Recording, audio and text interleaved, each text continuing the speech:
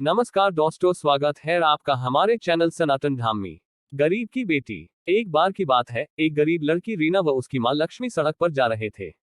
वह अपने गांव से काफी दूर पहली बार इस शहर में आए थे। कुछ आगे आकर वह दोनों एक चाय वाले की दुकान पर रुक गई।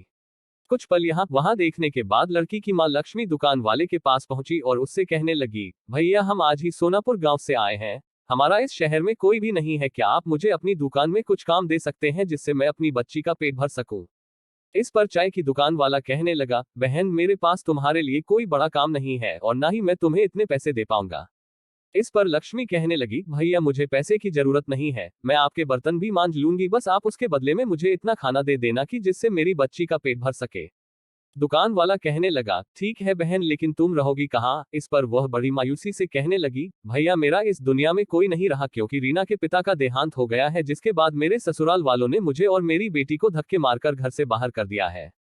वह बोली, अब तो मुझे ही अपनी इस बच्ची को पालने के लिए कुछ ना कुछ काम करना पड़ेगा। आपको मंजूर हो तो मैं आपकी इस दुकान में ही सो जाऊंगी। सुबह जब तक आप अपने घर से आएंगे तब तक मैं आपकी दुकान में झाड़ू पोंछा व बर्तन साफ कर दिया करूंगी। इसके बदले में आप बस मेरी बेटी को कुछ खाने को दे दिया करना।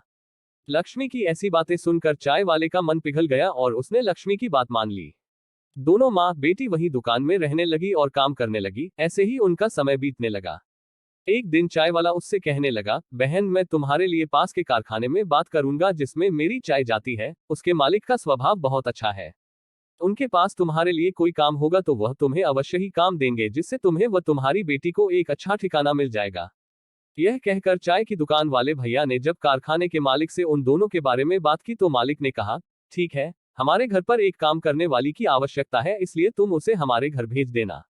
वह चाय वाला लक्ष्मी व उसकी बेटी को मालिक के घर भेज देता है, जहां पर मालिक की पत्नी लक्ष्मी को घर का पूरा काम समझा देती है और साथ में यह भी समझा देती है कि तुम्हारी बेटी रीना मेरी बेटी समायरा से दूर रहे, जिससे उसे किसी भी तरह के इन्फेक्शन या बीमारी का खतरा ना रहे। एक दिन लक्ष्मी रसोई में काम कर रही होती है कि अचानक उसकी बेटी रीना के चीखने की आवाज सुनाई देती है। लक्ष्मी भागकर वहां जाती है तो देखती है रीना ने समायरा की फ्रॉक हाथ में ले रखी है और उसे देखकर बहुत खुश हो रही है। इतने में मालकिन भी वहां आ जाती है और लक्ष्मी व रीना को डांटने लगती है। वह कहती है, लक्ष्मी मैंने तुमसे कहा था ना कि समायरा की किसी भी चीज को मत छूना और उससे दूर रहना। यह कहते हुए मालकिन समायरा की उस फ्रॉक को रीना को ही दे देती है और कहती है, अब इस फ्रॉक को तुम ही पहनना। यह कहते हुए गुस्से से यह कहते हुए चली जाती है। एक दिन मालकिन व लक्ष्मी पास के बाजार में सामान खरीदने साथ में जाती है और रीना व समायरा घर पर अकेली रह जाती हैं। वह दोनों अलग अलग खेल रही होती है कि अचानक समायरा को चक्कर आ जाते हैं और समायरा बेहोश हो जाती है। तभी पास ही खेल रही रीना की नजर समायरा पर पड़ जाती है और वह भागकर उसके पास पहुंच जाती है। रीना समायरा के ऊपर पानी की बूंदें डालती है जिससे उसे होश आ जाए, पर समायरा अपनी आंखें नहीं खोलती। रीना घबराकर बिना देर किए पड़ोस में जाकर शोर मचाकर यह बताती है कि देखो समायरा को पता नहीं क्या हो गया है और वह उठा नहीं रही है। उनके पड़ोसी आकर जब घर में देखते हैं तो वह समायरा की हालत देखकर जल्दी से डॉक्टर को बुला लेते हैं। कुछ ही देर में डॉक्टर वहां आ पहुंचते हैं और समायरा को इंजेक्शन लगाते हैं जिससे वह होश में आ जाती है।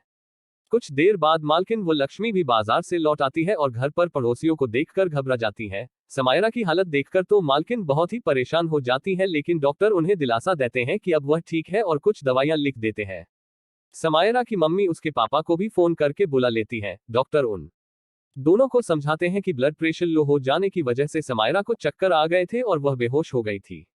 ऐसे में अगर सही समय समय पर रीना पड़ोस में जाकर लोगों को नहीं बुलाती तो कुछ भी हो सकता था। वह रीना की बहुत तारीफ करते हैं और कहते हैं, अगर यह समझदार लड़की यहाँ ना होती तो पता नहीं आज क्या हो जाता।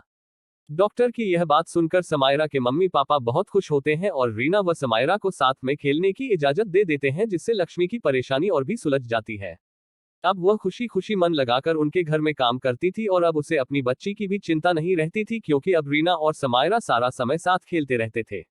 इस प्रकार एक गरीब माँ और उसकी बेटी जिसका कोई सहारा नहीं था, उन्हें सहारा मिल जाता है। खुशी खुशी उसका जीवन व्यतीत होने लगता है। इसलिए हमें कभी भी जीवन की कठिनाइयों के सामने हिम्मत नहीं हारनी चाहिए और डटकर उनका सामना करना चाहिए। दोस्तों, अगर कहानी अच्छी लगी हो तो प्लीज हमारे चैनल को सब्सक्राइब करो और वीडियो को लाइक करो। धन्यवाद।